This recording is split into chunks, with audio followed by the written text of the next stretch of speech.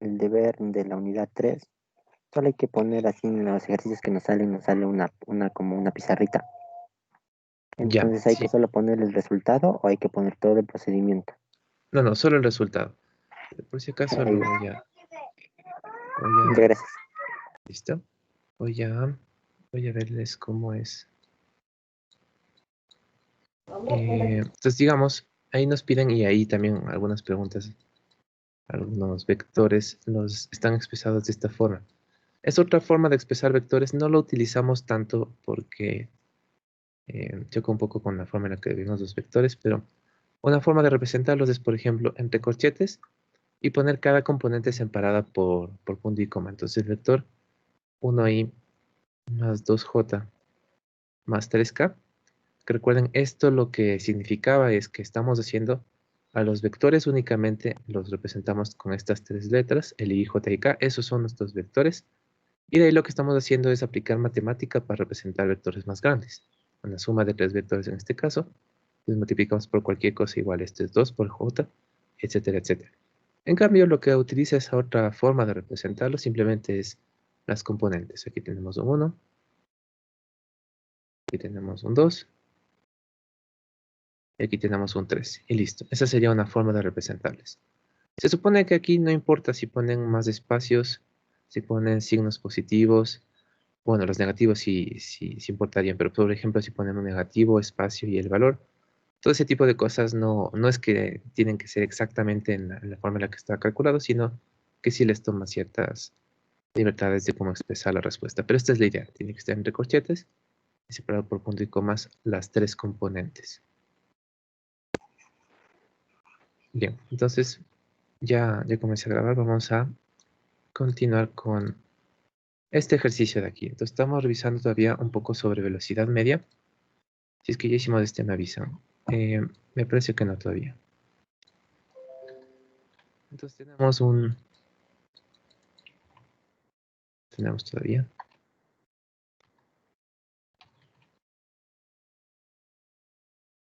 Esto de aquí.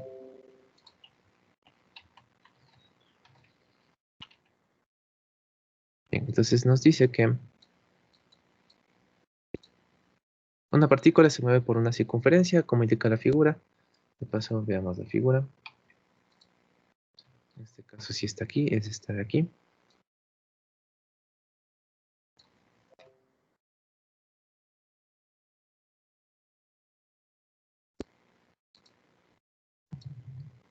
Entonces se mueve por esta circunferencia. Y lo que queremos hacer es determinar la aceleración media del movimiento de 0 a 2 segundos. Y para ello conocemos que la rapidez en el instante 0 es 20 y la rapidez en el instante 2 es 60. Y estos son los puntos 0 y 2. Incluso ya nos están dando alguna idea de los vectores de velocidad instantánea. Sabemos que si es que nuestro punto a los 0 segundos es en ese lugar, en el corte entre la circunferencia y el eje y positivo. Entonces, para poder encontrar la dirección de la velocidad instantánea en ese punto, lo que tenemos que hacer es trabajar con la tangente. En ese mismo punto, trazamos la tangente a la trayectoria, la tangente a la parte superior de una circunferencia, la parte de más alta, sería una línea horizontal. Y sobre esa línea horizontal, tomamos el sentido que coincide con el movimiento. Entonces, en este caso no nos lo dan porque ya están las velocidades, pero sería un sentido de giro horario.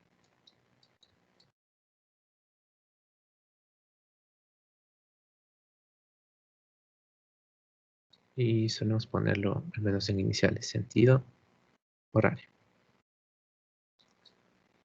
Bien, entonces lo que tenemos que hacer básicamente es determinar esto de forma vectorial. Ya tenemos las magnitudes, sabemos que este vector tiene un valor de 20 metros sobre segundo, este otro tiene uno de 60 metros sobre segundo.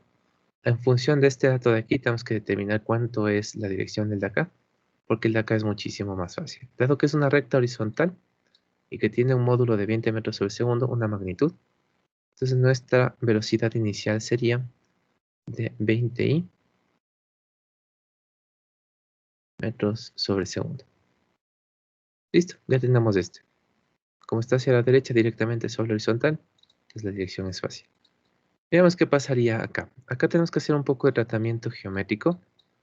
Algo de lo que sí necesitaríamos conocer geométricamente de un círculo. Ojalá ya lo hayan visto, pero el ángulo entre un radio y la tangente es 90 grados. Entonces, la tangente y el radio que llega a ese mismo punto, no como cualquier radio, sino el radio que llega al punto en el que es tangente, formando un ángulo recto.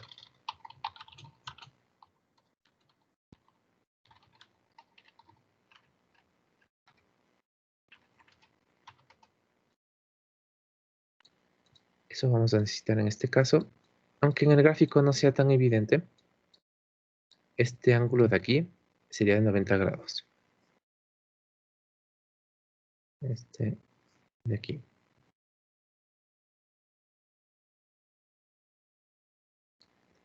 Porque el vector B2 está en la tangente en ese punto. Este de aquí es un radio trazado desde el origen del círculo hacia ese punto. Por lo tanto, son perpendiculares. Bien, entonces de ahí haciendo un poco de geometría, por ejemplo, podríamos trazar nuestro eje X en el punto inicial del B2.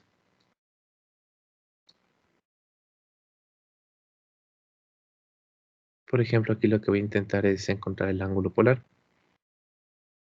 Si es que esta es paralela al eje X, pongámosle X2.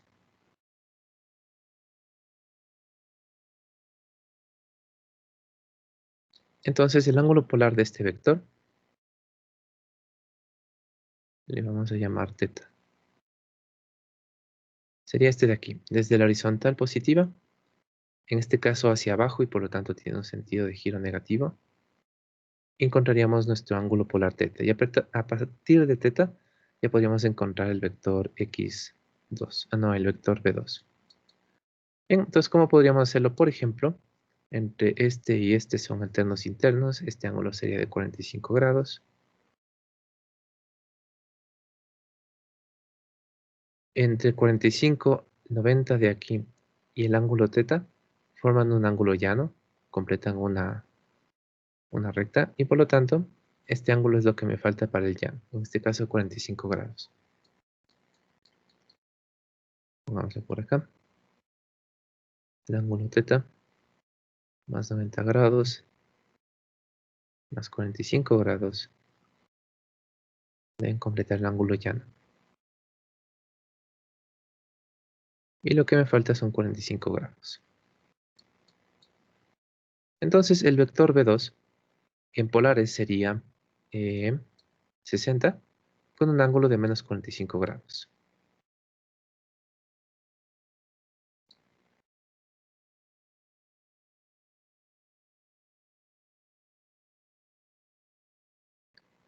Menos 45 grados. Pero de esta forma no nos sirve tanto. Recuerden que si siempre vamos a usar al menos alguna suma, alguna resta. Podríamos transformarlo a rectangulares. Incluso no es necesario que lo pongan así. Si lo ponen directo en rectangular es mucho mejor. Sería 60 por el coseno de este ángulo completo, la componente en X. Y el seno para la de Y.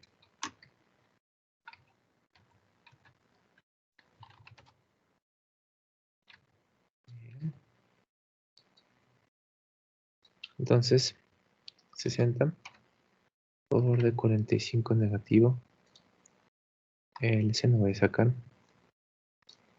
Y sería menos 42 la componente en Y. Y la de X el mismo resultado, pero en cambio positivo.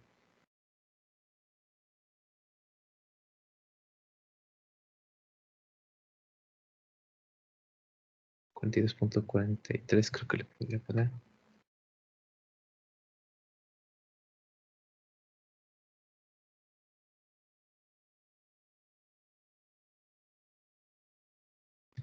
Listo. Tenemos nuestro vector V2. El V1 ya teníamos y por lo tanto el V0. Y por lo tanto podemos ir de 0 a 2 segundos. Entonces, ahora sí lo que me pedían era la aceleración media. De 0 a 2 segundos. Esto va a ser igual la variación de velocidad en este intervalo, pero como la variación de velocidad no es algo que nosotros utilicemos mucho, Entonces, de una vez le voy a reemplazar como la velocidad a los 2 segundos menos la velocidad inicial. En cambio, con la velocidad media, el desplazamiento sí es algo que utilizamos mucho y por lo general parto de ahí. Y la duración de tiempo, en este caso, de 0 a 2 segundos, hay una duración de 2 segundos. Vamos a poner esto acá. 42.43 horizontal menos 42.43 hacia abajo, vertical. Todo eso menos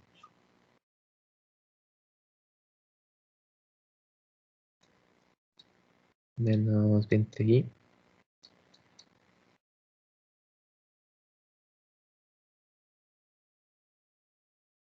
y listo. Entonces nos quedaría que la aceleración media es, en este caso,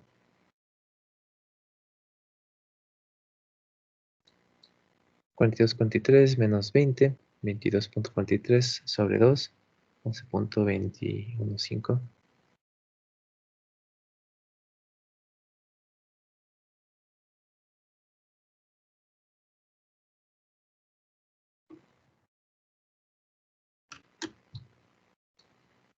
Caso 42.43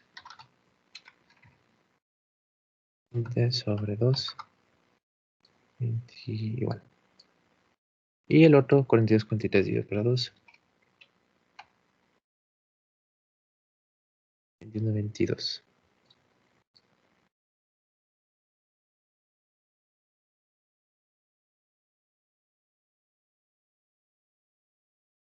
Estamos trabajando las velocidades de metros sobre segundo. El intervalo de tiempo está en segundos, así que nos queda metros sobre segundos al cuadrado. Y listo. Ahora, ¿qué significa esta aceleración? Recuerden, ¿para qué estamos calculando esto? ¿Cuál es el equivalente que me están intentando decir? Si esto significa que si es que nosotros partiéramos del punto inicial 0 a los 0 segundos, partiéramos con una velocidad instantánea de 20i.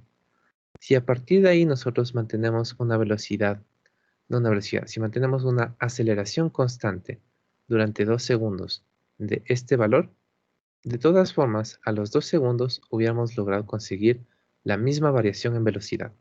Solo eso es lo que conseguimos.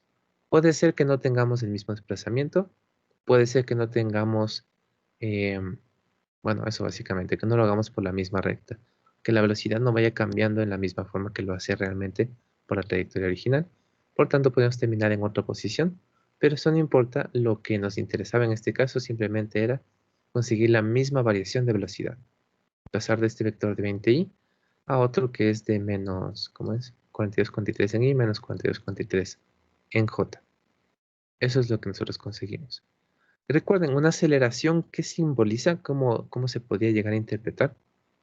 Este es el vector que nosotros deberíamos estarle sumando a nuestra velocidad en cada segundo. Entonces, si tenemos una aceleración de todo esto de aquí, la idea sería que después de un segundo le sumamos a la velocidad de esto, después de otro segundo le sumamos nuevamente.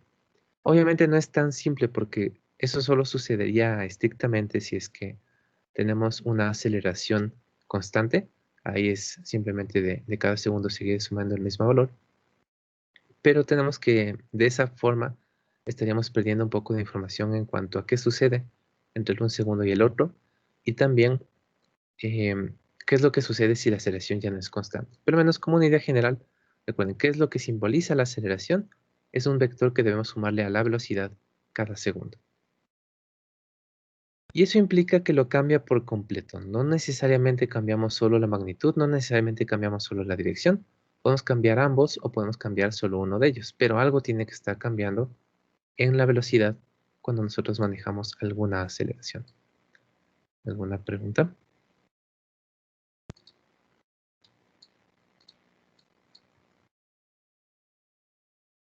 Inge, Sí.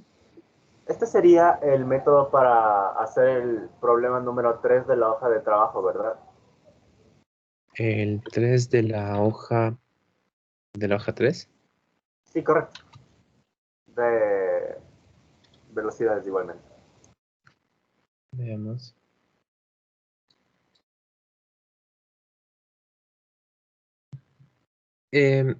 No, este es incluso más simple porque solo vamos desde el punto de vista de velocidades medias. Es decir, lo que nos interesa son las posiciones. ¿Dónde está el punto A respecto al origen? ¿Dónde está el punto B respecto al origen? Que sería un radio hacia la derecha y un radio a la izquierda. Más o menos es la misma forma de verle, pero un escalón más abajo, simplemente desde el punto de vista de velocidades. Y aquí mismo, más bien lo que habíamos hecho es, ¿se acuerdan cuando decimos en clase? También ver nuestras velocidades instantáneas, y con velocidades instantáneas también podríamos calcular la aceleración media. Pero eso ya sería un trabajo adicional. Ah, ok, gracias, dije, porque tenía problemas con ese problema. Ah, ya. Bueno, entonces si todavía tienes problemas, me dices nomás. Bien, veamos unas cuantas preguntas teóricas para ir hablando sobre este tema. Entonces, por ejemplo, no, hablemos mejor de la aceleración instantánea. Entonces, habíamos visto en la velocidad media que el problema de la velocidad media era que tenía una definición necesariamente para un intervalo, y por lo tanto, en velocidad media también hicimos una cierta suposición, un cierto trabajo sobre la velocidad media, para, haciendo un poquito de trampa matemática, encontrar una velocidad en un solo punto, en un solo instante. Aquí vamos a hacer lo mismo. La definición de aceleración, lo que es una aceleración para nosotros, con las herramientas matemáticas que tenemos por el momento, necesariamente está definido en un intervalo. No existiría, así de forma completamente estricta, una aceleración únicamente en un punto, pero aún así las vamos a considerar. Y más o menos, ¿cuál es la explicación detrás de la definición de aceleración? Sería encontrar lo que sucede con la variación de velocidad para un intervalo extremadamente pequeño. Si es que el intervalo es muy pequeño, la variación de velocidad seguramente también será muy pequeñita. Al relacionarlos podemos encontrar nuestra aceleración, que es prácticamente en un punto. No es del todo cierto porque sí tuvimos una pequeña consideración de tiempo, pero nuevamente eso sería para fines prácticos como una aceleración media únicamente en un punto, y por lo tanto una aceleración instantánea. Recordando también que esto normalmente nosotros solo lo manejamos como el concepto de por qué existen las velocidades y las aceleraciones instantáneas, si es que nuestra definición no consideraba esa posibilidad. Pero ya cuando estemos haciendo ejercicios o preguntas, no haremos esto. Podríamos hacerlo con una ecuación, como hace un ratito teníamos la ecuación de la velocidad. Entonces podríamos ver lo que sucede, aunque bueno, con la ecuación de la velocidad tal vez no, pero con alguna otra ecuación, con algún otro comportamiento continuo de nuestro ejercicio, podríamos tal vez hacer esto, pero no es lo que normalmente vamos a hacer. Nosotros estamos trabajando con nuestros ejercicios. Más bien, en lo que hay que tener cuidado es que las aceleraciones instantáneas, al igual que las velocidades instantáneas, no están definidas directamente. No tenemos una relación, no tenemos una definición con la cual calcularlas, sino que dependerá de cada ejercicio. Aquí también, suponiendo que tenemos una aceleración constante, sería la situación más conveniente, la más simple para poder resolver, porque con aceleración constante significa que tanto la aceleración media como las aceleraciones instantáneas a lo largo de todo el intervalo que sea constante tendrían exactamente el mismo vector, el mismo resultado. Pero si es que no son constantes, entonces tocará ver alguna relación que nos permita hablar sobre las aceleraciones. Nosotros, por lo general, y cuando ya estemos revisando los tipos de movimiento, las aceleraciones que nosotros manejamos para los movimientos que estudiamos, excepto tal vez de circular, ahí hacemos un poco de trampa, pero de los otros, manejamos movimientos con aceleraciones constantes, al menos que se mantienen constantes durante un cierto intervalo para poder hacer nuestros análisis. Bien, entonces eso sería la razón de dónde sale la aceleración instantánea. La nomenclatura es igualito una A minúscula de forma vectorial y le ponemos de subíndice. Podríamos ponerle el punto, la posición, o también podemos ponerle el instante. Entonces, la aceleración a los 5 segundos, por ejemplo, podría ser de esta forma. La aceleración en el punto A puede ser de esta forma. Como solo es de un punto, entonces es incluso más fácil hacer la anotación. Ahora, yo tengo una pregunta voy a formularla abiertamente. Y si ustedes se acuerdan, cuando nosotros estábamos viendo velocidades, cuando llegamos a la parte de velocidad instantánea, yo les había dicho que, por ejemplo, en un vehículo, el elemento que estaría relacionado tal vez con esta velocidad sería el reloj que nos marca los kilómetros por hora. En ese reloj directamente era un medidor que nos indicaba la rapidez instantánea en ese momento, o un valor prácticamente que era la velocidad instantánea. Entonces, mi pregunta ahorita es, si es que en el otro reloj, que normalmente tenemos dos, lo que nosotros vemos en el uno era la rapidez instantánea y por lo tanto era ya un dato que nos permitía encontrar velocidad instantánea. ¿Será que el otro, en este caso el que está en revoluciones por minuto, me indicará la aceleración instantánea o la magnitud de la aceleración instantánea? ¿Qué es lo que creen?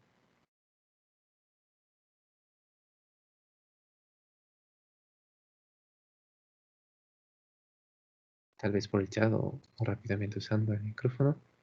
La magnitud nos dice Artur. ¿Alguien más?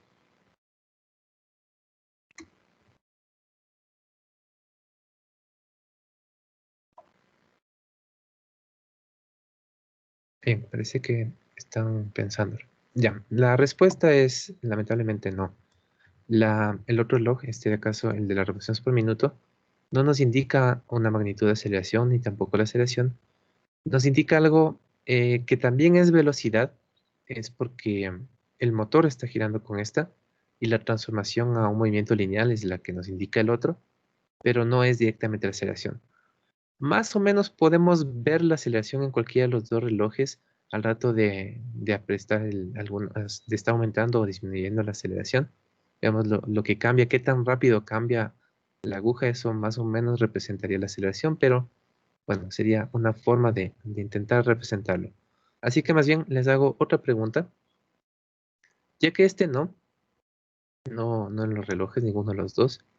Entonces, ¿cuál de los elementos de un vehículo, qué de lo que tiene el conductor a su disposición, le permite modificar la velocidad del vehículo? ¿Cuáles de los componentes del vehículo me permiten aplicar una aceleración al vehículo? ¿Cómo puedo yo aplicarle alguna aceleración? ¿Tres? ¿Alguien que me quiera decir lo que cree?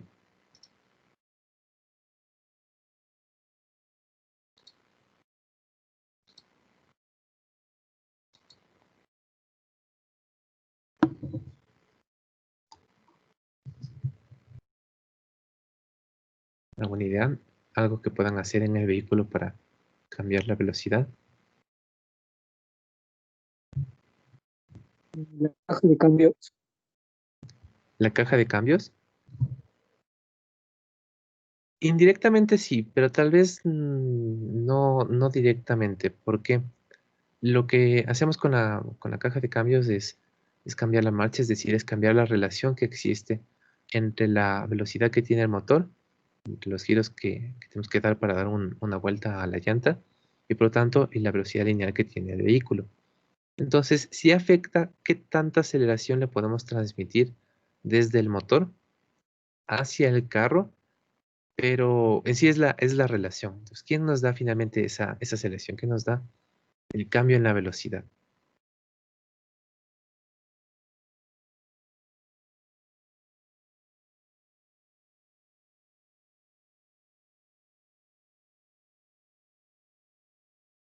Bueno, lo que normalmente me saben responder es los pedales, el acelerador y el freno al menos, porque el acelerador lo que hace directamente es aumentar mi rapidez, estamos modificando la velocidad. El freno lo mismo, pero al revés, lo que hace es disminuir la velocidad, disminuir la magnitud y por lo tanto también la estamos afectando. Lo que por lo general no saben mencionar es que también el volante sería un método en el cual nosotros podemos acelerar el vehículo. Recuerden que la aceleración implica cambiar la velocidad. Y como la aceleración, que digo, la velocidad es un vector, tiene las dos componentes, tiene magnitud, y efectivamente con freno y acelerador nosotros podemos modificar esa parte del vector, pero al cambiarlo de dirección también estamos afectándolo. El simple hecho de curvar significa que estamos acelerando el vehículo. Tomar una curva es someterlo a unas ciertas cantidades de aceleración. Y es por eso que hay que tener mucho cuidado en las curvas, porque lo que estamos haciendo es acelerando el vehículo.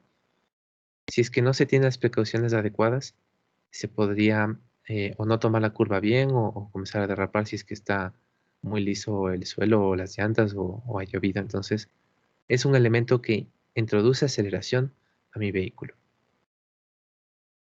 Bien, entonces, revisemos un poco respecto a las gráficas. Cuando estábamos en la parte de velocidad, nosotros ya habíamos hecho esta gráfica más o menos un poco completa. Decíamos, toda esta línea de aquí es la trayectoria. Dentro de esa trayectoria yo puedo identificar dos puntos, en este caso A y B. Entre esos dos puntos yo puedo trazar un desplazamiento que sería el vector verde, aunque no se lo ve completo, va desde A hacia B. En la misma dirección que este desplazamiento tenemos la dirección del vector velocidad media. Recuerden que este solamente puede representar una dirección, ya que no tenemos toda la información para, o al menos no tenemos directamente en el gráfico la medida de esta dirección, de este vector. También en cada uno de los puntos, simplemente manejando tangentes, podemos determinar las velocidades instantáneas. En el punto A, trazamos una tangente y acorde a la dirección de movimiento tendríamos la velocidad instantánea en A, la velocidad instantánea en B. Y bueno, igual estos solamente representan la dirección. Normalmente no se debería incluir vectores de velocidad en gráficos de posición, pero al menos las direcciones sí lo podemos utilizar para darnos alguna idea. Entonces, eso era lo que sucedía cuando íbamos de posiciones a velocidad. Y el inconveniente que ya nos podríamos haber dado cuenta es que ya perdemos información. Direcciones sí podemos tener directamente, son cosas que podemos encontrar en el gráfico, pero no es todo el vector. También tendríamos que hacer algún análisis aparte para poder determinar más elementos de nuestros vectores. Y ahora, ¿qué es lo que va a suceder en cambio con la aceleración? Entonces, es un poco más ambiguo incluso. Perdemos mucha más información al intentar hablar sobre las aceleraciones. Respecto a las magnitudes, definitivamente no podríamos decir mucho solamente viendo el gráfico, solamente viendo la trayectoria, e incluso teniendo algunas pistas sobre algunos de los elementos. Lo que al menos sí podríamos decir es que la aceleración se debería encontrar en alguna parte desde la tangente hacia la trayectoria. Entonces, suponiendo que esta es la tangente en el punto B, la aceleración en el punto B, por lo pronto y solamente conociendo la trayectoria, lo que sabríamos es que tiene que estar hacia aquí adentro. ¿Qué tanto hacia aquí adentro? No podríamos saberlo, pero en algún lugar de por aquí debería estar nuestra aceleración. Desde la tangente hacia la trayectoria. Igual en el A, pasamos la tangente. Y lo que podemos saber por el momento es que la aceleración, simplemente viendo el gráfico, debería estar en un lugar por aquí. Debería estar apuntando entre la tangente hacia la trayectoria. Pero todavía tenemos un montón de opciones. Ahora, ¿qué es lo que necesitaríamos entonces hacer? Si es que nosotros podemos llegar a determinar la velocidad completa, la velocidad en A, también la velocidad instantánea completa en B, entonces ahí sí podemos aplicar gráficamente la diferencia entre dos vectores, tendríamos la variación de velocidad y con la variación de velocidad ya podríamos llegar a determinar la aceleración media. Pero directamente no, igual la aceleración instantánea solamente tendríamos una cierta idea de cómo está dirigida dentro de nuestro gráfico. Bueno, y eso justamente aquí era para hablar de la instantánea. Entonces vemos que el problema es que el gráfico ya no nos dice mucho sobre nuestra aceleración. A lo mucho sí teníamos información de la velocidad, pero ya ir un escalón más arriba y ponernos a hablar de aceleración, ya perdemos un montón de datos de información. Entonces teníamos que tener estas tres ideas en mente. La que estábamos diciendo ahorita, que es justo esta de aquí arriba, que decimos que cuando conocemos la trayectoria, eso no nos permite determinar la aceleración. Por sí sola la trayectoria nos da muy poquita información sobre la aceleración. Y también es al revés. Si es que nosotros tenemos, en cambio, la aceleración, entonces a partir de esa aceleración por sí sola, solamente les dicen la aceleración es constante de 10 metros sobre segundos al cuadrado, esa aceleración por sí sola no nos permite determinar el tipo de movimiento. No nos permite saber si es que es rectilíneo, si es que es curvilíneo, si es que la rapidez está aumentando, si es que la rapidez está disminuyendo.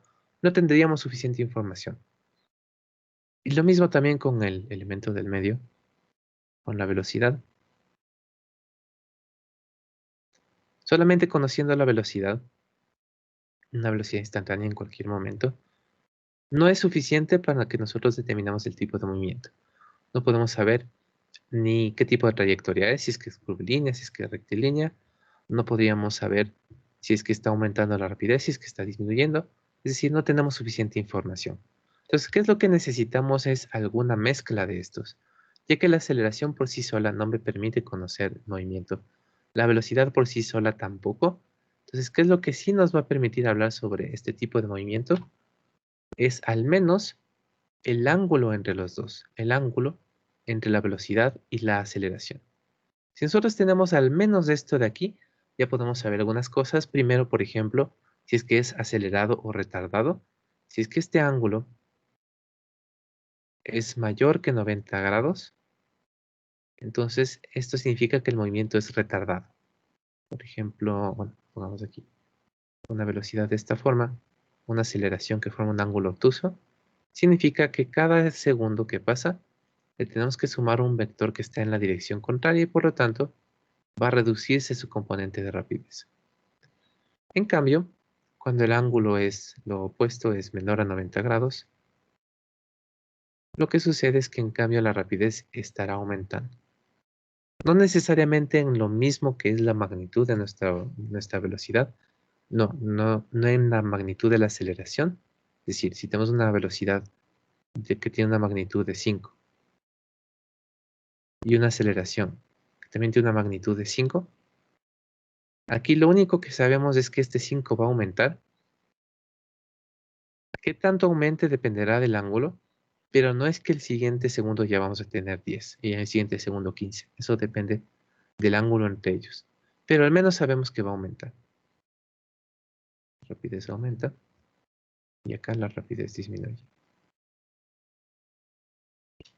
En cambio, respecto a la forma la forma de la trayectoria, si es que nosotros sabemos que la aceleración se encuentra en la misma recta que la velocidad, tendría un ángulo de 0 o de 180, entonces seguramente es un movimiento rectilíneo. En cambio, si tienen cualquier otro ángulo que no sea ni 0 ni 180, tendríamos un movimiento curvilíneo. Hay movimientos más complejos, por ejemplo el movimiento circular, en el cual la velocidad y la aceleración pueden ser variables. En cada momento tener una aceleración distinta, en cada momento tendríamos una velocidad distinta. Pero bueno, ya iremos llegando a esos tipos de movimiento. ¿Hasta ahí alguna pregunta? Dije, disculpe, ¿cómo se relacionaba el ángulo y la aceleración? Ya lo voy a poner acá mejor. Entonces, recuerden que el ángulo entre los dos, ese sí me permite hablar sobre nuestro movimiento. El ángulo entre la aceleración y la velocidad. Al menos, ¿qué es lo que me va a decir? Sería si es que es acelerado o retardado. Entonces tenemos dos posibilidades.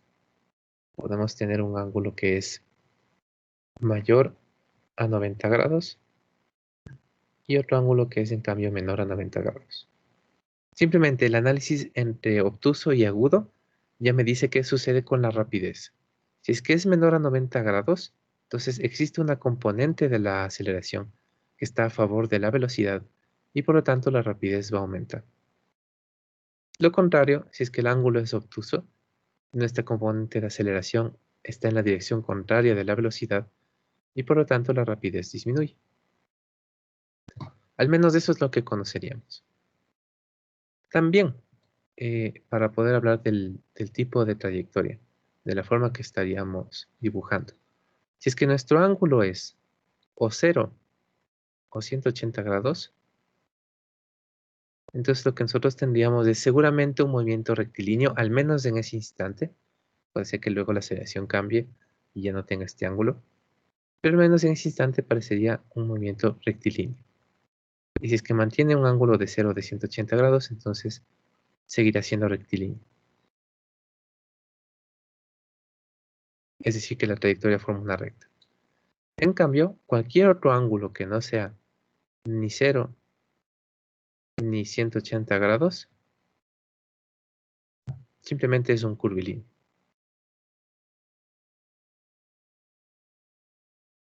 ¿En ¿Qué tipo de curvilíneo? Eso ya dependerá de algunas otras condiciones, pero al menos con el ángulo ya tenemos estas 4 condiciones. Si la rapidez aumenta o si disminuye, y también cuál tipo de figura estaríamos formando con la trayectoria. ¿Alguna pregunta?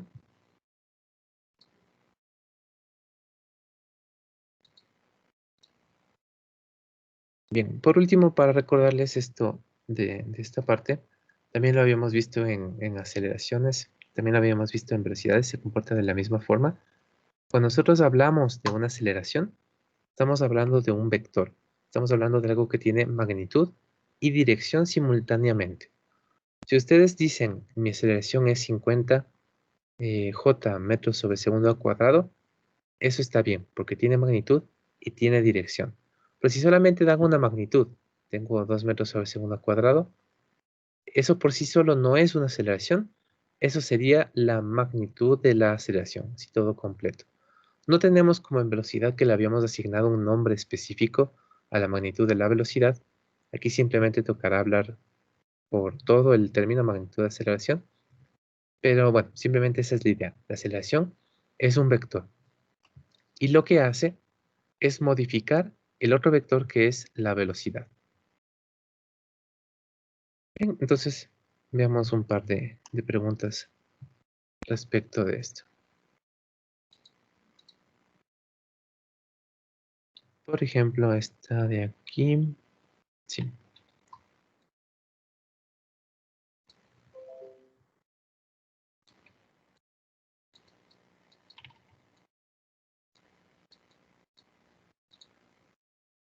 Entonces, si es que la magnitud de la aceleración de una partícula que recorre por una trayectoria rectilínea disminuye con el tiempo, ¿qué es lo que le va a pasar a su rapidez? La rapidez necesariamente disminuye, la rapidez necesariamente permanece constante, o la rapidez necesariamente aumenta, o por último, puede aumentar o puede disminuir. Que sepamos que está disminuyendo la aceleración, según esta última opción, no influye. Entonces, haciendo incluso un pequeño gráfico, lo que nos dice es que la aceleración está disminuyendo en magnitud. No sabemos nada de su dirección todavía, pero debería estar sobre esta recta. Entonces digamos que el movimiento es de esta forma. Y que conocemos la aceleración en algunos puntos. Por ejemplo, en el punto anterior, en el punto A, digamos que la aceleración tenía una magnitud de 15 metros segundos cuadrados, que después de algún tiempo llega al punto B. Digamos que aquí la aceleración es, en cambio, no vectorialmente, solo aceleración de magnitud. Digamos que aquí estamos con 10. Y digamos que por acá en el punto C estamos con 5.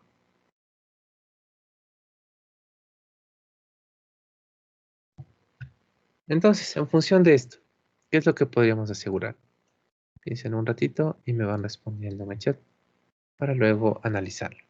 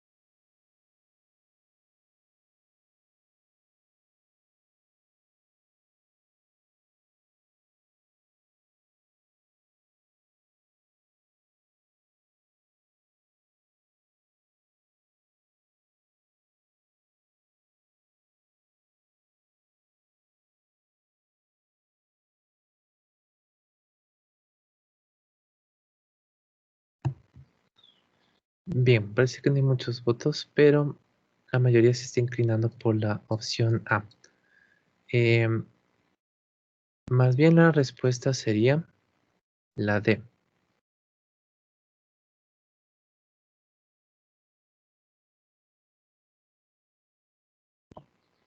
¿Qué es lo que está pasando?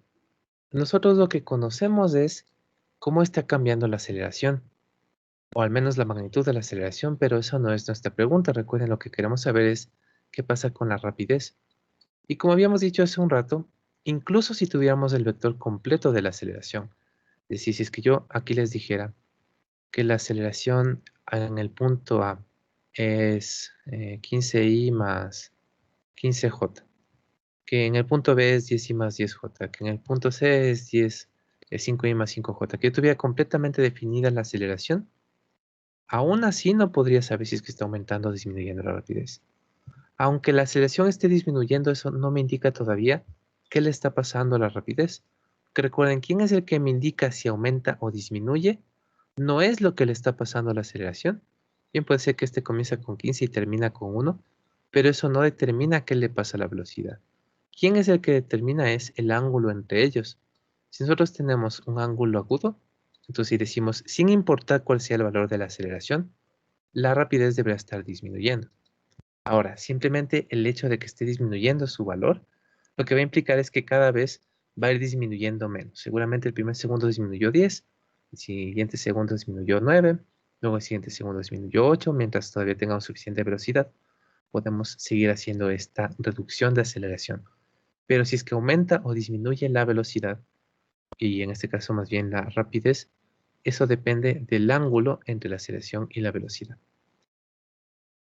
Así que tranquilamente podría ser que la aceleración, en este caso con una magnitud de 15 como lo puse originalmente, puede ser que esté a favor de la velocidad. Como estamos en un movimiento rectilíneo, entonces solo habría dos posibilidades. Puede ser que esté o completamente en la misma dirección, o puede ser que esté en dirección contraria. Si está en la misma dirección, será un movimiento acelerado, la rapidez irá aumentando. Y caso contrario, si es que están en direcciones opuestas sobre la misma recta, la rapidez irá disminuyendo. Pero todavía nos falta esto, saber qué es lo que pasa con la velocidad, al menos saber cuál es el ángulo relativo que tienen entre los dos. Esto es lo mismo.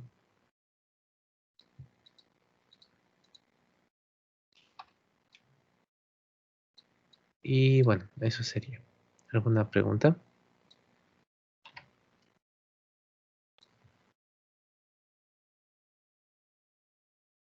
Entonces aquí aumentaría y acá disminuiría. Generalmente también a esto se le llama, cuando la rapidez aumenta, se le suele llamar a eso movimiento acelerado, y cuando la rapidez disminuye, se le suele llamar retardado.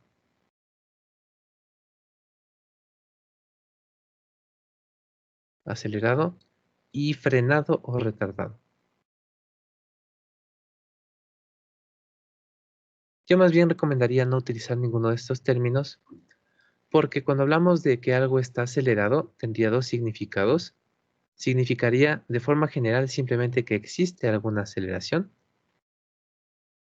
Cualquier partícula que tenga alguna aceleración estaría acelerada. Pero específicamente en cuanto a cómo evoluciona la rapidez, tener un movimiento acelerado significa que la rapidez aumenta. Entonces, para evitar estas confusiones, obviamente en alguno que otro ejercicio sí nos la menciona, tocará ver el contexto para ver a cuál se refieren, pero preferible evitar la palabra acelerado. La retardado no hay ningún problema, pero decir acelerado tal vez sería preferible que, si nos estamos refiriendo a esto, decir directamente que la rapidez está aumentando. Y aunque es un poco más largo, es mucho mejor para evitar inconvenientes. Bien, veamos al menos una preguntita más. Voy a dejarle a esta pendiente. La respuesta es la C, porque cuando tenemos una velocidad constante, no podemos tener aceleración. Entonces, esta es la incorrecta. No podemos tener velocidad constante y aceleración. No importa si es variable o no, pero ya no podría existir una aceleración. Así que más bien veamos esta.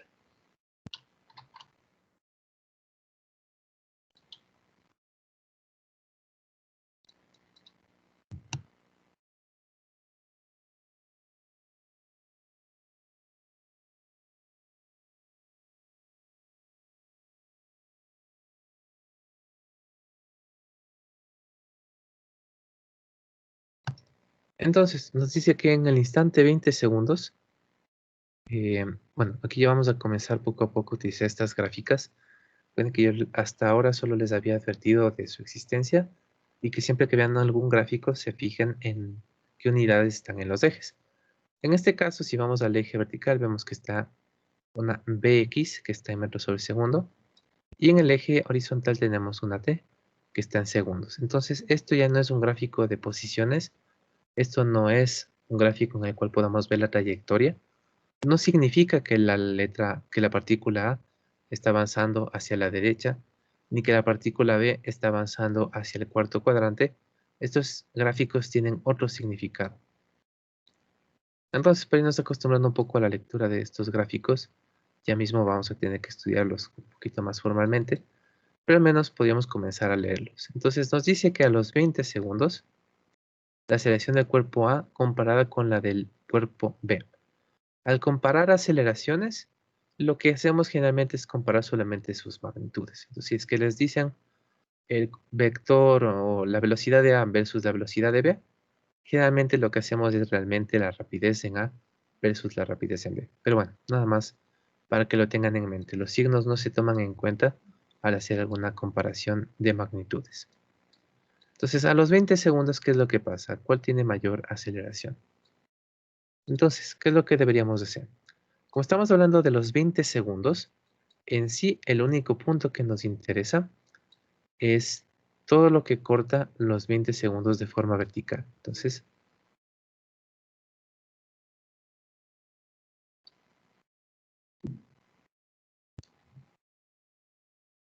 todo esto, la partícula A cuando se encuentra en este instante tiene este valor de velocidad. Y la partícula B, en cambio, este otro. Pero no necesitamos velocidades instantáneas, sino ver cómo es el cambio de la velocidad, para lo cual necesitaremos analizar menos los puntos que están más cerca. Por ejemplo, y de forma arbitraria podríamos seleccionar estos puntos.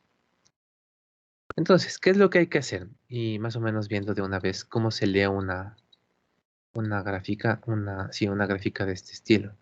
Vamos poniendo algunas otras líneas. Digamos que aquí eran 8 segundos. Digamos que acá son los X8, X10, unos 14 segundos.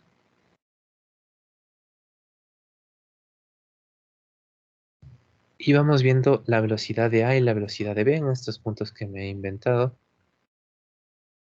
Si es que ya saben leerlo, entonces mucho mejor, pero por si acaso voy a hacer una revisión general de cuál es la forma de ver información en un gráfico de este estilo. Entonces, lo que hay que hacer es, de hecho es un proceso parecido al leer una tabla. En una tabla, por ejemplo, ¿qué es lo que haríamos si tuviéramos en algún rato una columna de tiempos, otra columna de velocidades? Y lo que por lo general se hace es ir primero a la columna de tiempos. Pongamos aquí algunos valores.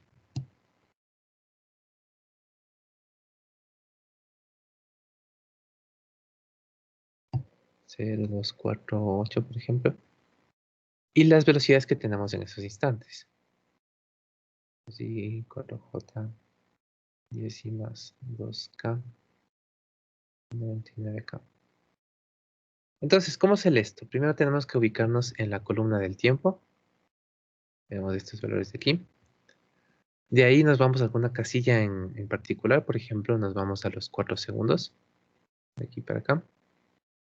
Y por último nos vamos de la casilla de 4 segundos a la columna que nos interesa. En este caso podría ser la de la velocidad, en este caso esta de acá.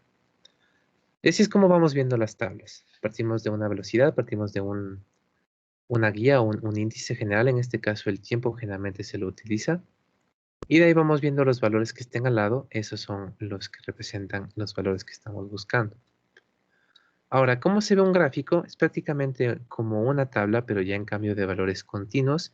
Es decir, si es que alguien quiere saber al instante 14 segundos o al instante 20 segundos, puede verlo en la gráfica, Pero también, si es que la gráfica estuviera trazada a escala, podríamos saber a los 15.978 segundos qué es lo que pasó. O también a los 20.0000.2 segundos. Cualquier combinación de tiempos de instantes en una gráfica o en una ecuación sí se los puede analizar. En cambio que una tabla es un poquito más limitada. Bien, entonces, por ejemplo, intentemos leer los valores de velocidad a los 14 segundos para ambas partículas en ambos gráficos. Entonces, ¿qué hacemos? Igual que antes. Primero vamos al eje del tiempo. En el eje del tiempo, generalmente el horizontal, nos vamos al tiempo que queremos ver cuáles son estos datos. En este caso, dije que vamos a hacerlo para los 14 segundos. Y los 14 segundos representan este punto de aquí, en este caso. ¿Qué hacemos después? Nos vamos primero de forma vertical desde el instante que hemos identificado, trazando una vertical hacia los, en este caso, dos gráficos, si es que fuera uno solamente hacia el gráfico, y los cortamos. Entonces, en este caso, el gráfico de B lo cortamos aquí, y el gráfico de A lo cortamos acá. Y después de cortar la gráfica, lo que hacemos es regresar o movernos hacia el eje vertical, pero para movernos al eje vertical lo hacemos de forma horizontal. Por ejemplo, en el caso del 1, tendríamos ese valor. Y en el caso del de acá, tendríamos este otro valor. Así que por lo último, simplemente vemos en qué parte de la recta vertical llegaron. Este llegó en lo que aparentemente es un 5. Este llegó en lo que seguramente es el 10. Y listo, tenemos nuestra velocidad a los 14 segundos. Para la partícula B sería más 5i. Y para la partícula a los 14 segundos tendríamos más 10i. Y así podemos sacar en cualquier instante. Un tiempo interesante, por ejemplo, aquí es a los 8 segundos, cuando hay un corte entre estas dos gráficas. En este caso significa que ambos tenían la misma velocidad. Tanto la partícula A como la partícula B, justo a los 8 segundos. No es que se cruzaron, no es que se toparon en su movimiento. Recuerden, esto no representa la trayectoria, pero significa que tuvieron el mismo valor de velocidad. En ese instante los dos tenían exactamente 10 metros sobre segundo.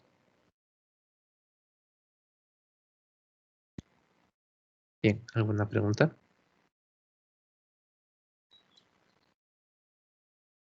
Bueno, recuerden, utilizamos gráficas más después, no tan a menudo, pero al menos en el capítulo que la revisemos y en la prueba que las incluya, sí tendremos que saber bien cómo analizar una gráfica. Y lo más básico es al menos leerla. Bien, pero vamos de regreso al ejercicio. Nos decía entonces a los 20 segundos qué pasa entre la selección de A y B. Por ejemplo, nuevamente regresando a lo que estábamos intentando hacer, les había recomendado comparar lo que sucede unos puntos justo antes de llegar a 20 segundos en el caso de A y unos puntos también justo después. En este caso, como la tendencia se mantiene, si hay como hacer este tipo de análisis, igual para el B. Este es el punto que queremos analizar. Por tanto, podríamos ver qué es lo que pasa entre la velocidad de dos puntos cercanos. Entre este punto y este punto, desde este punto hacia este punto, ¿qué pasa? La velocidad está aumentando, la velocidad está disminuyendo. Lo mismo acá. Bueno, más bien en este caso vamos a dejarlo solo hasta el 20, todavía sin saber qué pasa después. Solo entre un punto anterior y el punto de 20. Igual acá, hagamos solo entre dos puntos. Solo entre un punto antes de los 20 segundos y el punto justo en 20 segundos. ¿Qué pasa acá? Y en función de eso deberíamos tener una idea de cuál tiene mayor aceleración. Les doy un ratito para que lo calculen o para que lo piensen y después vamos viendo alguna respuesta.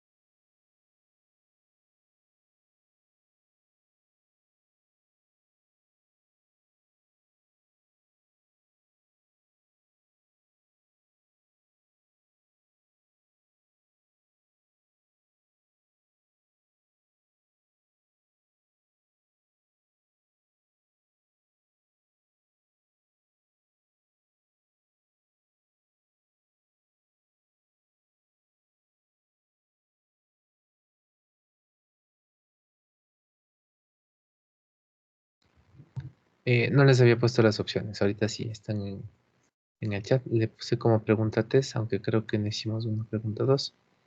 Pero bueno, ahí me ayudan votando por el que creen que es correcto.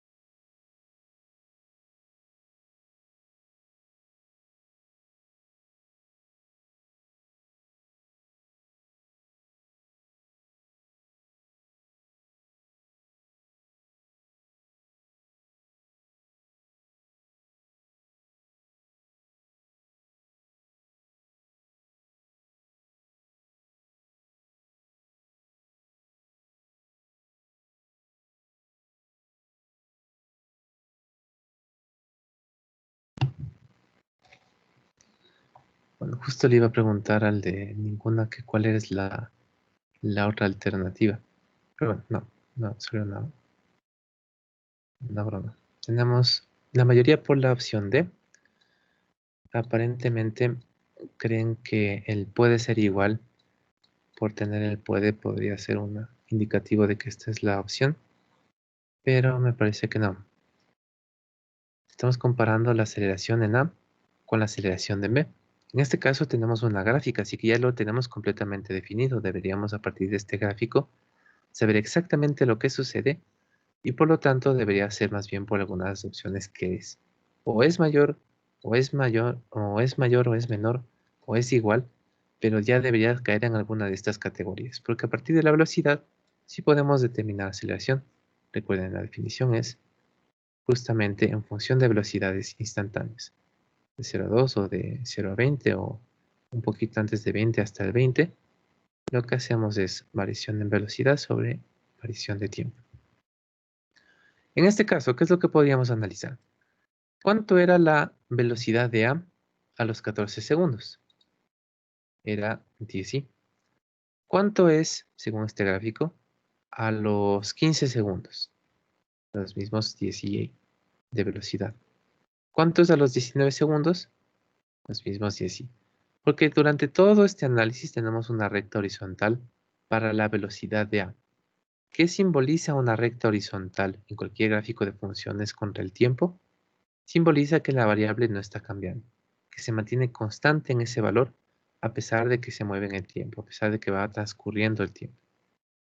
En cambio, ¿qué pasa con la de B? Nos dice que a los 0 segundos comienza con una velocidad hacia la derecha de 15i, a los 8 llegó a 10i, está disminuyendo su rapidez, a los 5 llegó a los 14 segundos llegó a 5i, y a los 20 segundos justo se queda justo sin rapidez. Llegaría con las justas a los 20 segundos a una rapidez nula.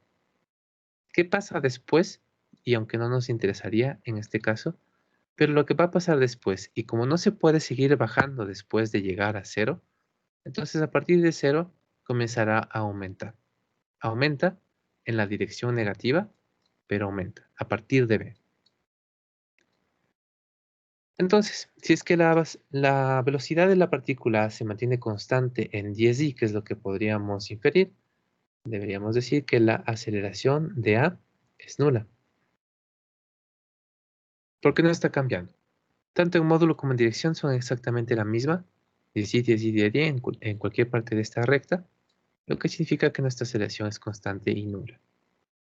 En cambio, en B tenemos una aceleración negativa, porque cada vez vamos bajando la velocidad, pero sí existe. Entonces aquí tenemos que en B, incluso podríamos calcularle, pero al menos por el momento es la idea de que existe una aceleración que tiene alguna magnitud negativa. ¿Cuál es mayor? Dado que no se puede ser menor que el vector nulo, no se puede tener un módulo menos que 0, entonces la B es mayor. A ver, pero ¿quién está comparando aquí? La de A comparada con la de B, está al revés. La de A, que es nula comparada con la de B, que si tiene al menos algún valor, es menor.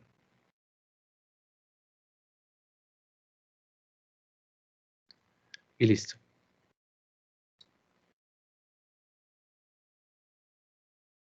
¿Alguna pregunta?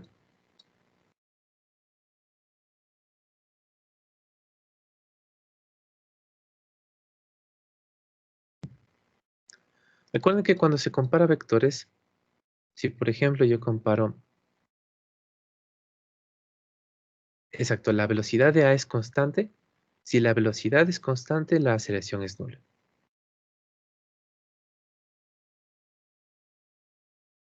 Digamos que yo comparo estos dos valores, menos 7 y metros sobre segundos al cuadrado, y por acá un 0 metros sobre segundo al cuadrado. Lo que estamos diciendo ahorita es que el menos 7 es mayor que el 0.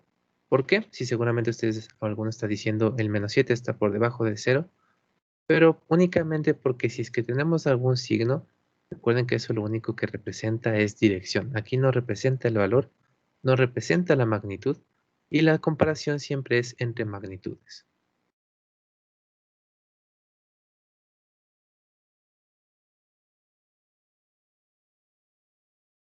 Igual, si es que en algún otro momento les ponen a comparar menos 200 contra 2, ¿cuál es mayor? El menos 200. Porque no tiene que afectarnos el signo. Simplemente esto es parte de la dirección. Sería 200 versus 2. Y entre estos dos, el 200 es mayor. Y así con cualquier comparación de cualquiera de nuestros vectores. Siempre que les piden comparación, estamos hablando de una operación entre magnitudes. Bien, entonces, aunque hay unas cuantas preguntas y uno que otro ejercicio más que podríamos ver, creo que podríamos ir más bien. Esto es interesante. Aparte de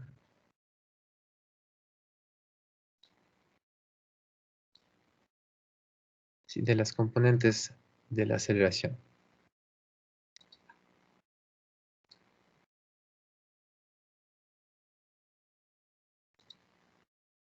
Bien, entonces, como estábamos hablando de la aceleración de forma general, ya nos habíamos dado cuenta del problema que tiene esta aceleración. No nos da mucha información. A lo mucho sabemos que si es que existe una aceleración, existen cambios en la velocidad, pero más allá de eso no podríamos saber qué es lo que está sucediendo. Sí podemos, obviamente necesitaríamos, por ejemplo, hacer un gráfico, hacer algún análisis geométrico, pero ya involucra algún procedimiento adicional. Si solamente yo les digo, esta es la aceleración y esta es la velocidad, no se podría saber mucho respecto a cómo está evolucionando el movimiento, qué tipo de trayectoria tenemos, si es que cambiamos o no de dirección, hasta que les hagamos algún tratamiento. Entonces, por eso es que nosotros generalmente cuando hablamos de los efectos de la aceleración, lo que hacemos es descomponer la aceleración en otros dos vectores, los cuales ya me dicen de una forma un poquito más directa qué es lo que está pasando. Entonces, suponiendo este ejemplo de aquí, tenemos una trayectoria, tenemos una velocidad en un cierto instante, tenemos esta aceleración en ese instante. Ya viendo el gráfico vemos que el ángulo es obtuso, entonces sabemos que la rapidez está disminuyendo. Viendo hacia dónde está apuntando la aceleración, decimos esto tendrá que ser un movimiento curvilíneo. Si es que no están en la misma recta, no puede ser un movimiento rectilíneo. Pero al menos eso podríamos decirlo y viendo el gráfico. Pero más bien, ¿qué es lo que nosotros vamos a intentar hacer para las demás aceleraciones y tener un poco más de información? Será proyectar esta aceleración, descomponerla en estos dos ejes que tenemos aquí. Entonces, ya no vamos a trabajar solamente con los ejes X y Z, los normales que forman nuestro espacio de referencia o nuestro plano de referencia, sino que además vamos a tener que considerar estos otros ejes, los ejes tangencial normal. Entonces, ¿cuál es el problema de esto? Es que son ejes móviles, un eje que puede desplazarse, su origen se está moviendo, y también puede rotar. Entonces, el eje normal no necesariamente está de esa forma, el eje tangencial tampoco necesariamente está de esa forma. Lo único que deben cumplir, bueno, lo único, ¿no? Las condiciones que deben cumplir es que primero son ejes perpendiculares entre ellos y por lo tanto las componentes que vamos a obtener también son componentes rectangulares. Segundo, el eje tangencial tiene que ser paralelo a la velocidad. El eje tangencial tiene que encontrarse sobre la tangente a la trayectoria en ese punto. Este es paralelo a la velocidad. Y generalmente se le toma como positivo en la dirección de la velocidad. En cambio, el eje normal, este es perpendicular a la velocidad. En realidad es perpendicular al tangencial, pero da lo mismo. Perpendicular a la velocidad. Y normalmente se lo considera como positivo hacia la trayectoria, desde el punto donde estamos, hacia dentro de la curvatura, hacia la trayectoria. Bueno, y de esa forma definimos nuestros ejes. Recuerden que conforme nos vayamos moviendo, esto va a cambiar. Si es que, por ejemplo, estamos en un punto por acá, pues, ¿qué pasa? La tangente seguramente ya es más o menos de esta forma.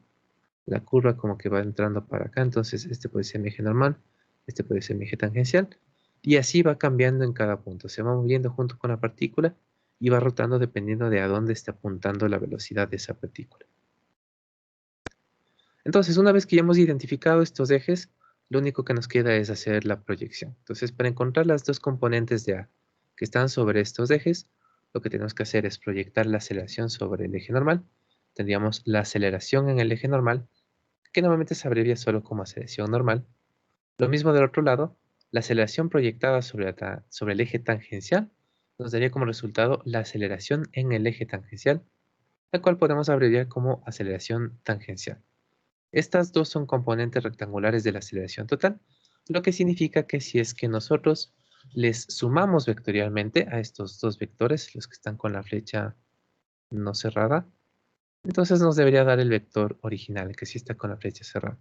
Simplemente poner este a continuación del otro y tenemos esa suma. Recuerden lo más, bueno, no lo más importante, pero algo de lo importante que vemos en esta parte de las componentes es que justamente son componentes. ¿Y qué significaba ser componente? Que sumado damos el otro vector. En este caso, la aceleración normal más la aceleración tangencial. Sumados vectorialmente, recuerden esto es importante, no podemos simplemente sumar las magnitudes de forma aislada. Entonces la suma vectorialmente se cumple de esta forma. Bien, entonces eso para encontrarles, simplemente tendríamos que hacer una proyección. Y proyecciones ya sabemos tanto geométricamente como desde el punto de vista de la velocidad del producto punto. Pero ¿para qué nos sirve?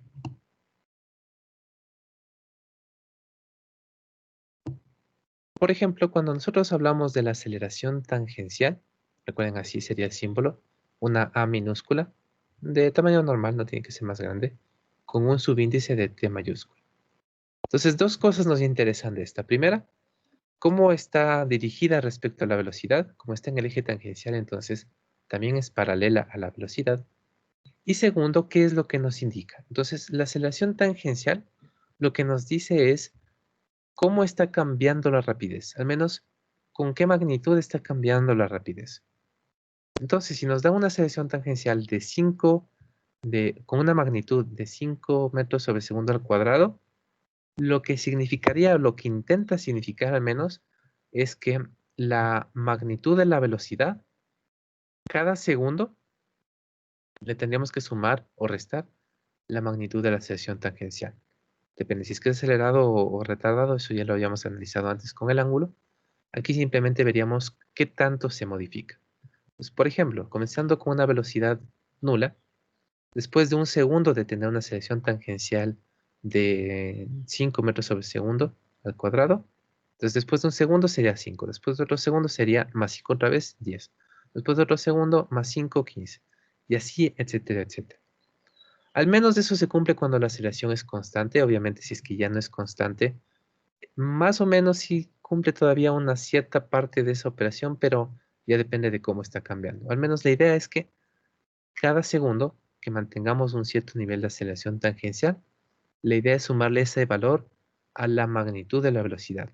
Y es distinto de la aceleración, porque decíamos en cambio en aceleración, lo que tenemos que hacer es a todo el vector, a la velocidad completa con magnitud y dirección, sumarle vectorialmente la aceleración completa. Acá en cambio solamente estamos haciendo una operación entre magnitudes. A la magnitud de la velocidad le sumo la magnitud de la velocidad, no, a la magnitud de la velocidad le sumo la magnitud de la aceleración tangencial o le resto la magnitud de la aceleración tangencial. Mientras que con los vectores completos es una suma vectorial, aquí es una suma de magnitudes. Entonces, es más fácil entender la aceleración tangencial en el sentido de que si yo les digo 5 metros sobre segundo al cuadrado, ya saben más o menos cómo va a ir cambiando la rapidez. Si les digo 200 metros sobre segundo al cuadrado, igual ya tienen una idea de cómo es el cambio en la velocidad. Directamente es simplemente sumar o restar un valor. En cambio, eso no sucede con nuestra otra componente, la aceleración normal. La característica es que es perpendicular a la velocidad. Si nosotros tenemos la velocidad instantánea, todas estas son cantidades instantáneas. La aceleración normal y tangencial son son componentes vectoriales de la aceleración instantánea en un cierto momento. Y si nosotros conocemos la velocidad instantánea en ese mismo momento, ya sabemos cuál es la dirección perpendicular sobre la cual debería estar nuestra aceleración normal. Ahora, ¿qué es lo que nos dice en cambio la aceleración normal? Si es que la anterior nos describía cómo va a cambiar la rapidez, entonces con esta tenemos cómo cambia la dirección. Entonces directamente, los dos afectan por separado a las dos componentes que tendría nuestro vector velocidad. La una afecta su módulo, o magnitud que digo porque tiene unidades, y esta en cambio afecta directamente su dirección. Directamente tenemos separadas las funciones de cada uno. El problema es que en esta no es tan fácil entender lo que significa un cierto valor de aceleración normal.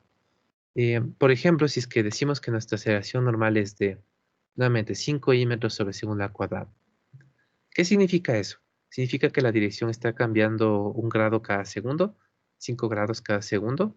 ¿O cómo es el cambio de velocidad? Y el problema es que no está tan directo. Entonces, cuando nosotros hablamos de la magnitud de una aceleración normal, lo que tenemos que tener en mente es que ese valor es una función de dos cosas, la rapidez y el radio de curvatura. Específicamente, esta es la relación que nosotros tenemos. ¿Qué significa esto de aquí? Que nosotros no podemos asegurar que con 5 metros sobre segundo al cuadrado, cada segundo iremos cambiando 1 grado. Eso depende. ¿De qué nomás depende? Al menos de estas dos cosas. Entonces podríamos hacer un pequeño experimento. Digamos que ustedes están caminando por ahí tranquilamente, muy despacio, y de repente deciden hacer un cambio de dirección. Deciden, por ejemplo, entrar hacia algún cuarto. Entonces, ¿qué es lo que tienen que hacer? Tienen que cambiar de dirección para poder hacer ese movimiento. Y seguramente se darán cuenta que no es muy complicado. Entonces, estar caminando lentamente, hacer un cambio de dirección, incluso frenar o comenzar a ir un poco más rápido, ninguna de esas acciones toma mucho esfuerzo. No toman mucha energía, mucho trabajo de nuestra parte. En cambio, intenten hacer lo mismo cuando están yendo con alguna velocidad elevada. Digamos que están corriendo y de repente necesitan cambiar de dirección. Entonces, ahí sí van a necesitar mucha mayor fuerza, mucho mayor esfuerzo para poder hacer este cambio de dirección. Directamente, ¿cómo lo podrían comparar?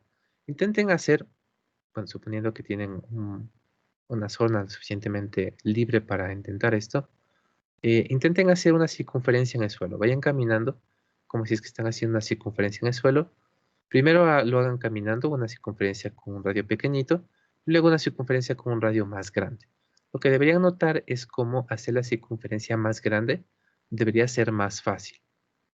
Y luego intenten hacer lo mismo mientras están corriendo y van a ver que hacer la circunferencia pequeña seguramente es imposible, mientras que la circunferencia grande, aunque tal vez ya sea un poquito más manejable, igual representa muchísimo mayor esfuerzo.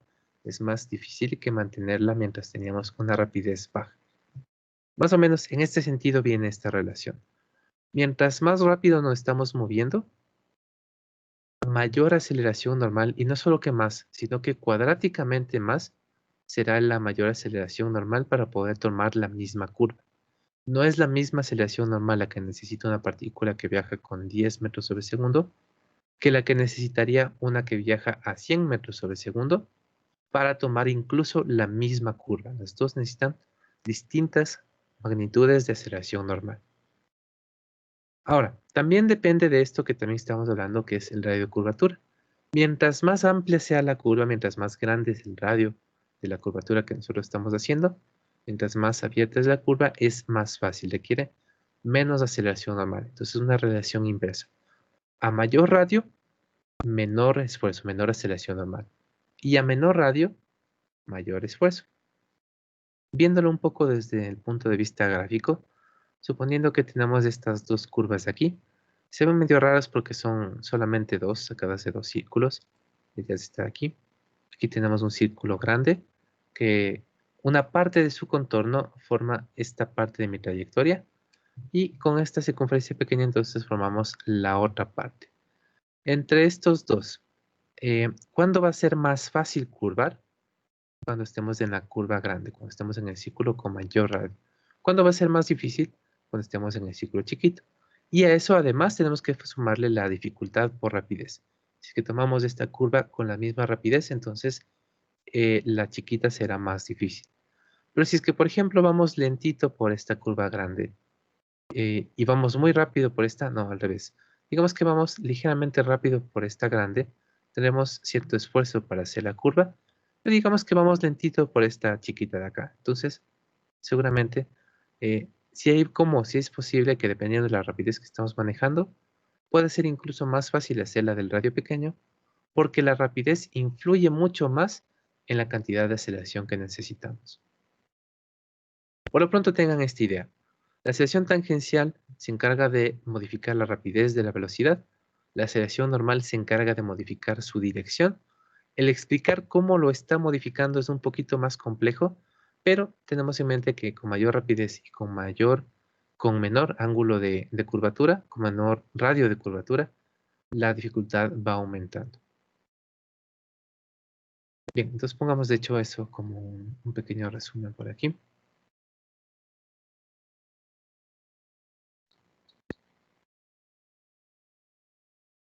Y tenemos nuestra aceleración total, la cual lo único que nos indica es que existe variación de velocidad. Pero de ahí, describir esta variación está más complicado. Puede ser que está aumentando solamente la rapidez, puede ser que solamente está disminuyendo la rapidez, puede ser que solamente estamos cambiando de dirección. Eso no se lo ve directamente con la aceleración. En cambio, si es que nosotros formamos nuestros ejes tangencial y normal, y nosotros proyectamos la aceleración sobre ambos, las componentes que encontraríamos son la aceleración tangencial y la aceleración normal. ¿Qué es lo que cada una de estas indica? Eso ya está un poquito mejor definido. La aceleración tangencial nos habla sobre variaciones en la rapidez, mientras que la aceleración normal nos habla sobre variaciones en la dirección.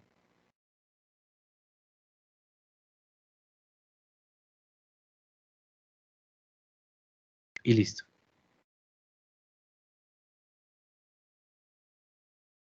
Ahora, ¿cómo encontramos estas dos? Lo que sabemos es que la aceleración tangencial es paralela a la velocidad y que la aceleración normal es perpendicular a la velocidad. ¿Qué es lo que nos permite encontrar vectores que son parte de un vector, pero se encuentran sobre otras rectas, se encuentran simplemente proyectadas sobre algún otro lado, sobre algún otro plano o recta? Lo que hacemos es utilizar la proyección. Entonces, la que es más común es encontrar primero la aceleración tangencial. ¿Cómo vamos a poder encontrar la aceleración tangencial? Aplicando la proyección. La aceleración tangencial. De forma general, obviamente, si es que tienen el gráfico, pueden hacerlo manualmente, geométricamente. Pero de forma general, la aceleración tangencial sería la proyección de la aceleración total sobre la velocidad. Como son paralelos, entonces yo podría utilizar mi velocidad como un vector auxiliar. No importa si está en la dirección contraria, porque recuerden, todo eso está tomado en cuenta dentro del producto punto para esta resolución. Sale con todo y sí. Y por si acaso quieren recordar alguna forma de utilizar una proyección, por ejemplo, la que es en función de los unitarios, el vector A punto el unitario de B y luego de nuevo por el unitario de B. Y así ya tendríamos una de las componentes. ¿Cómo sacaríamos la otra? Tenemos un par de opciones. podríamos, por ejemplo, hacer lo mismo, o sea, una proyección. Obviamente ya no es sobre la recta que contiene a la velocidad, pero a partir de la velocidad sí nos permite encontrar una recta que en cambio sea perpendicular a la velocidad. Entonces es la proyección del vector A sobre la perpendicular a la velocidad. Igual esto ya saben cómo es. Pero ¿cómo tendríamos que resolverlo entonces? Suponiendo que partimos con una velocidad en rectangulares, primero deberíamos encontrar un vector auxiliar que sea perpendicular a ese. Por ejemplo, utilizar lo que habíamos visto en clase de intercambiar los componentes, cambiarle de signo a 1. Ya tenemos uno de los dos posibles vectores perpendiculares en el mismo plano. O si no, si es que tenemos en polares, simplemente al polar sumarle o restarle 90 grados, nos deberían dar las dos posibilidades. Entonces, ya que esto lleva un paso adicional que es encontrar este vector de aquí, el perpendicular al v, por lo general se utiliza mucho más la de arriba. Por lo general se calcula primero la aceleración tangencial. Porque una vez que tenemos una de las dos, cualquiera, puede ser que hayamos calculado la tangencial o puede ser que hayamos calculado la normal. Lo único que tenemos que hacer a partir de eso, a partir de tener nuestras dos componentes, una de nuestras dos componentes, para encontrar la que nos falta, lo que debemos hacer es una resta. Entonces, ¿de qué partiríamos? De que nosotros sabemos que la aceleración total está conformada, son sus componentes, la aceleración normal y la tangencial.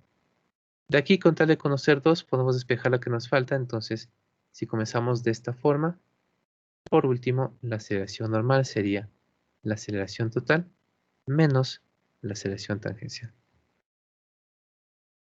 Recordando proyecciones y suma de vectores, es más que suficiente para poder encontrar las componentes rectangulares tangencial normal. ¿Alguna pregunta?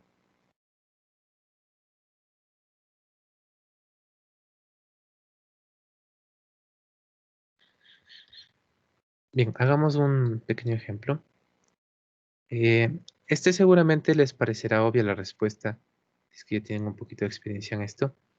Eh, de todas formas, solo es como para ver el procedimiento y ver que efectivamente estamos obteniendo la respuesta esperada. Entonces, por ejemplo, voy a decir que mi vector velocidad en un cierto instante t, como es un solo instante no lo voy a especificar. La velocidad vamos a decir que es de 14j. Y vamos a plantear una aceleración de 10i menos 2j metros sobre segundo al cuadrado y este metros sobre segundo. En función de esto quisiéramos determinar dos cosas, la tangencial y normal, el componente tangencial normal de nuestro vector de aceleración. Y también la normal. Bien, entonces, ¿qué es lo que hacemos? Podemos partir por cualquiera de estos. Si comenzamos por acá, necesitamos un vector auxiliar. Si comenzamos por acá, no lo necesitamos, entonces podríamos comenzar por acá.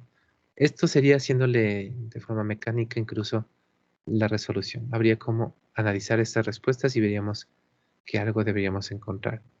Pero bueno, haciéndole a partir ya directamente de la relación de las proyecciones, nosotros sabemos que la aceleración tangencial se obtiene al proyectar la aceleración total sobre la recta que contiene a la velocidad. En este caso nos quedaría con la otra forma. Yo normalmente no utilizo el de los unitarios. De todas formas, las tres sirven para cualquier ejercicio. Y normalmente utilizo este de aquí. El A.V sobre el vector auxiliar al cuadrado y nuevamente por el vector auxiliar.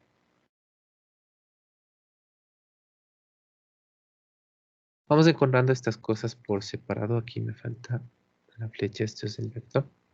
Encontramos el producto punto.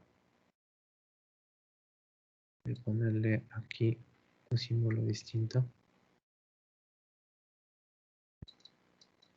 Entonces el producto punto, recuerden de la forma operativa es bastante simple. A punto B sería, en este caso estos son nuestros dos vectores. Como tenemos solamente una componente en J, significa que las otras son nulas. Entonces sería como tener 0 en I por 10 en y, que nos da 0. Lo mismo en k, 0 en k por 0 en k, sigue siendo 0. Y el único valor que nos importa es el de las j. Entonces 14 por menos 2 sería nuestro producto punto.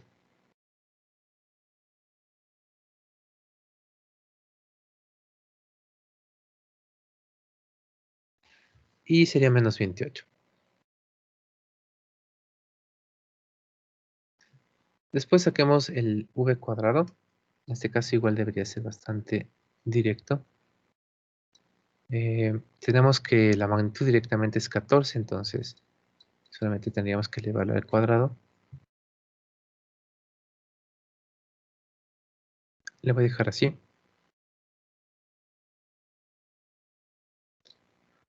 Y listo, reemplazamos eso en nuestra relación original. Nos queda que la aceleración tangencial ha sido igual al producto punto de menos 28, por cierto. Me estaba olvidando de comentarlo. Recuerden que cuando nosotros hacemos el producto punto, directamente ese producto va a tener un signo. Puede ser positivo o puede ser negativo. Pero este signo ya nos indica algo. Recuerden que el signo en el producto punto sale positivo si es que los dos vectores forman un ángulo agudo y sale negativo cuando en cambio el ángulo es obtuso. En este caso nos está diciendo que entre estos dos vectores tenemos un ángulo obtuso. Y que nosotros sepamos que el ángulo es obtuso entre estos dos vectores, que son la aceleración y la velocidad, nos da otro dato importante. En este caso, al ser obtusos, significa que la rapidez estaría disminuyendo, al menos de forma instantánea. Incluso podríamos encontrar cuánto mismo es el ángulo aplicando el producto punto, pero bueno, hasta ahí normalmente es lo que nos interesa. Ahora, de regreso acá, habíamos quedado que era menos 28, que es 2 por 14, por la velocidad completa, que es 14j. Y aquí se van a dar algunas simplificaciones muy cómodas. 14, 2, voy de este, aquí me falta la j, 14, 14, y me queda menos 2.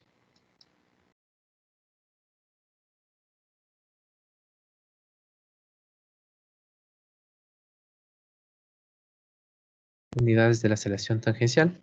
Como sigue siendo aceleración, entonces todavía metros sobre segundo al cuadrado. Ahora, en este caso, simplemente viendo nuestros vectores originales, como sabíamos que el vector velocidad estaba en el eje Y, entonces, ¿cuál era la componente tangencial? La que sea paralela a eso, es decir, la componente de la aceleración total que esté también paralela al eje Y. En este caso es directamente este menos 2 de aquí. Y directamente ya tendríamos ese valor. Pero, bueno, de todas formas también sale haciéndolo así. Y este sería un procedimiento un poquito más general. Obviamente las operaciones en un vector en 2 o en 3 dimensiones ya serían un poquito más complejas. Además de que no se va a simplificar todo como aquí, pero al menos la idea sería esa misma. Aplicando el producto punto, con el signo tenemos la intención de, o la evolución de la rapidez, si es que aumenta o disminuye. Y luego terminando la proyección ya tenemos el vector completo para saber qué tanto hay que sumarle cada segundo. En este caso, habría que restarle 2 metros sobre segundo cada segundo. Pero no hemos terminado, nos falta la aceleración normal, pero ese sería incluso más fácil. A menos que queramos hacer la proyección, lo que normalmente se hace es partir de la suma vectorial. Recordando que esto no es una relación de magnitudes, si solamente tienen las magnitudes no las podrán colocar aquí, aunque de todas formas esto les permitiría aplicar el Pitágoras y ahí sí tienen la relación entre las magnitudes. Pero bueno, en este caso, nuestra aceleración total era de 10 menos 2. Despejamos de una vez la aceleración normal.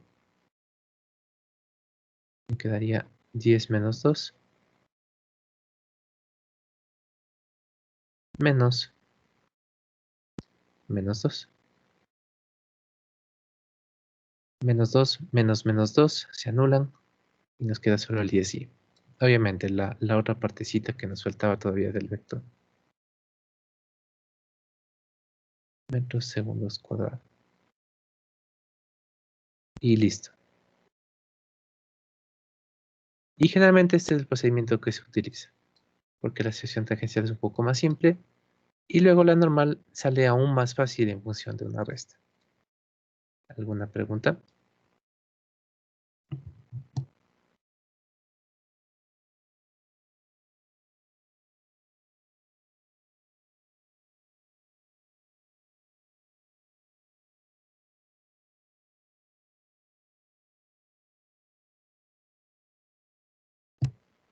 Veamos al menos una pregunta. Veamos esta aquí.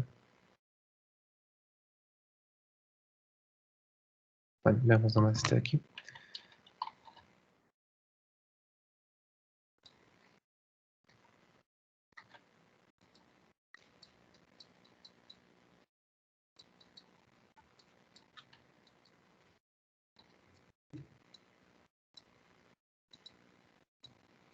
Bien, nos dice que para que exista movimiento curvilíneo, la aceleración al menos, ¿qué capacidad debe tener o qué debería contener? Recuerden que este al menos significa que algunas de estas condiciones no van a contradecir que existe un movimiento curvilíneo. Es decir, podemos tener un movimiento curvilíneo con algunas de estas características, tal vez no todas, pero lo que estamos buscando no es eso, sino cuál es la condición mínima, lo que me asegura que mi movimiento va a ser curvilíneo dentro de estas opciones. Entonces, la primera dice, al menos una componente la aceleración al menos debe tener una componente perpendicular a la velocidad. La aceleración al menos debe tener una componente paralela a la velocidad. La aceleración al menos debe tener una componente mayor a la velocidad. O la aceleración al menos debe tener una magnitud mayor que cero. ¿Cuál es la que se necesita para que exista un movimiento curvilíneo? La que sin S no puede existir ningún movimiento curvilíneo. Eh, bueno, eso por lo general. Esto por ahora. Entonces piensen en un ratito, me responden por el chat y vemos cómo están las votaciones.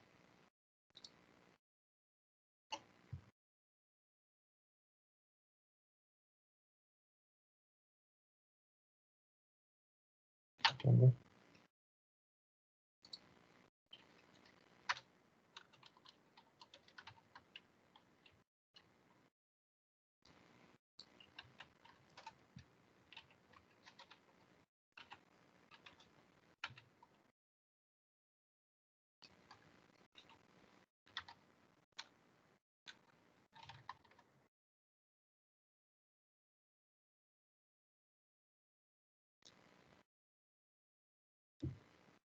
Bien, entonces me ayudan votando por ahí.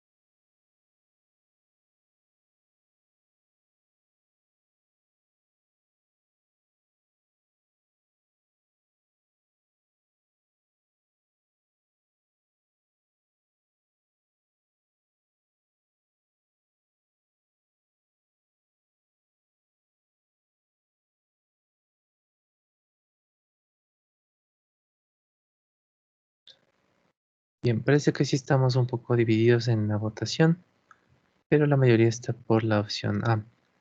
Y efectivamente, esa es la respuesta. La opción A es lo mínimo que necesitamos para tener un movimiento curvilíneo.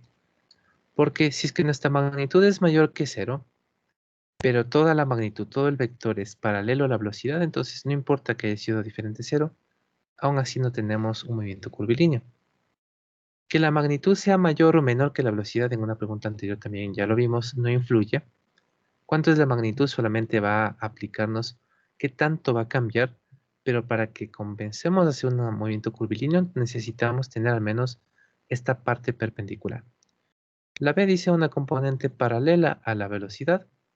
Eso más bien lo que nos asegura es tener una aceleración tangencial, es decir, que la rapidez va a estar cambiando, pero eso no significa que es un movimiento curvilíneo. Así que la A es la respuesta. Si tenemos una componente perpendicular, lo que significa eso es que tendríamos que existe una aceleración normal, y la aceleración normal lo que me asegura es que hay cambios en la dirección de la velocidad. Con cambios en la dirección, ya tendríamos un movimiento curvilíneo, porque el rectilíneo es en cambio la alternativa solo sobre una recta. ¿Bien? ¿Alguna pregunta?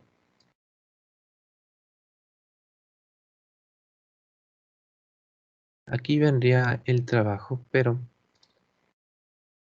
aunque sí tenía un trabajo sobre unos cálculos simples respecto de aceleraciones medias, para que, aunque se tenga unos 10 minutos más para estudiar para seguramente lo que tengan tarde y no física, pero bueno, creo que podríamos terminar aquí. Entonces, si es que nadie tiene alguna pregunta, podría terminar la sesión.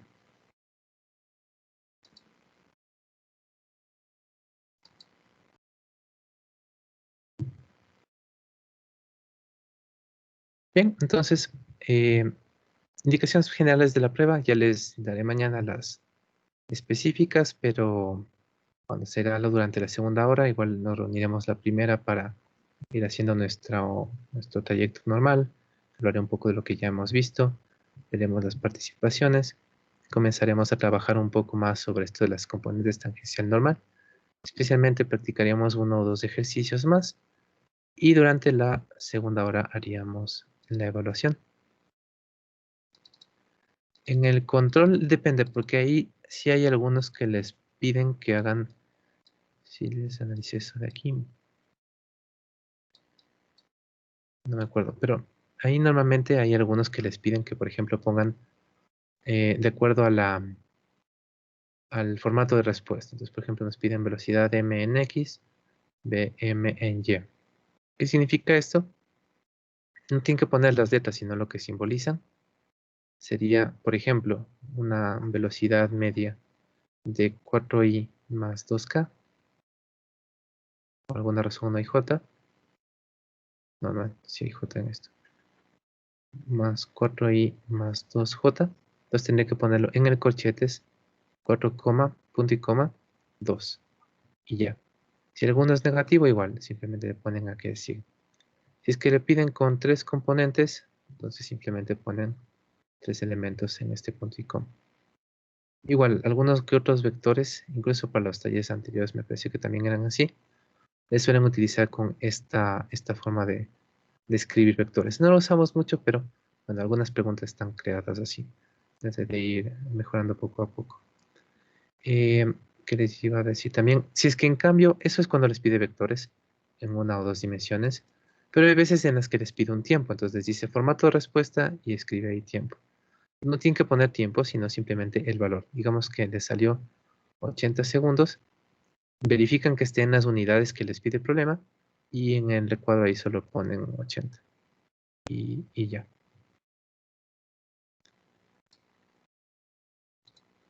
Bien, entonces como iba diciendo, que tengan una buena tarde. Nos vemos la siguiente clase para revisar lo de la prueba. Recuerden que las actividades, la entrega de deberes y de controles está abierto durante todo el día de hoy, hasta hoy. Pero si es que, no sé, si es que por alguna razón no alcanzaron, al menos en este último tema, o a completar bien el taller o no es taller, a completar bien el control o a terminar bien la entrega del deber, yo les recomendaría más bien enfocarse a, aunque sea, si es que todavía tienen dudas de los temas, estudiar un poquito más antes que dedicarse a esas actividades, porque en comparación con la prueba, esos dos trabajos tienen un valor bastante menor. Entonces, si es que ya lo han ido haciendo poco a poco, si es que ya están estudiados lo suficiente, podrían o simplemente terminar o seguramente ya lo tienen, pero si es que no, enfóquense más en la prueba que en los trabajos. Bien, entonces eso nada más. Tengan una buena tarde, nos vemos el día de mañana. Inge, Sí, ¿hasta qué tema es la prueba? ¿Hasta el del día de hoy? no, hasta velocidad relativa, que es creo que lo que vimos hace dos clases y practicamos un poquito la clase anterior. Sí, solo hasta velocidad, hasta la hoja 3. Por eso ni siquiera les he abierto la 4 para que no haya mucha confusión. Ok. Y el, La hoja 3 sí es solo las 3 primeras impares y las 3 primeros problemas impares, ¿verdad? Sí, sí, en la entrega del deber al menos el 1, 3 y 5, 1, 3 y 5. Y listo. Ok, El problema es que el control sí considera todos, entonces ahí podrían tener un poco de dificultad, pero bueno, igual como ya lo hemos revisado todo, tal vez hasta les ayuda a practicar para la prueba. ok. Gracias, Ya, ingeniero. ¿listo? Bien, entonces nos vemos.